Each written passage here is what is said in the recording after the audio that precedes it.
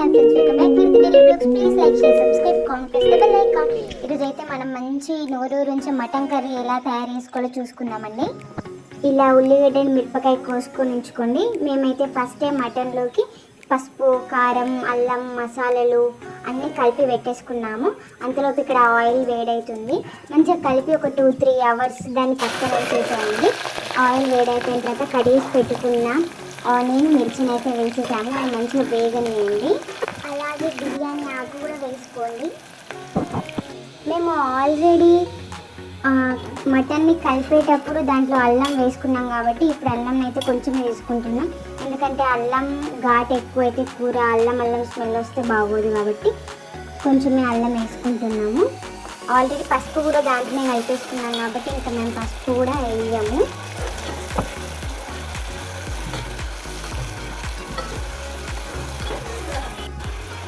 ఇది అల్లం మంచిగా బ్రౌన్ కలర్ వచ్చే వరకు వెయిట్ చేయండి. దాని తర్వాత మటన్ వేసేసుకోండి.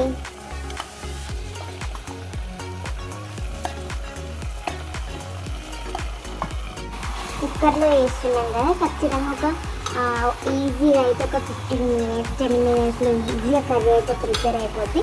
కానీ కర్రీ ఒక 15-10 minutesలో అయిపోవాలంటే ఫస్ట్ మీరు ఒక ముందు కలిపి పెట్టుకోవాలి. కనీసం ఒక 2 hours అయినా మంచిగా కలిపి పెట్టుకోండి అన్నిటిని. ఇలా కలిపేసిన తర్వాత నార్మల్ కుక్కర్ క్యాప్ కాకుండా నార్మల్ యొక్క క్యాప్ని అయితే దానిపైన పెట్టుకొని మీడియం ఫ్లేమ్లో కాసేపు ఉడకనివ్వండి. అంటే ఒక 5 minutes 10 minutes దాన్ని మంచిగా బాయిల్ కానివ్వండి. నార్మల్ క్యాప్ పెట్టుకోండి. దాని తర్వాత మళ్ళీ ఒకసారి కలిపేసుకోండి.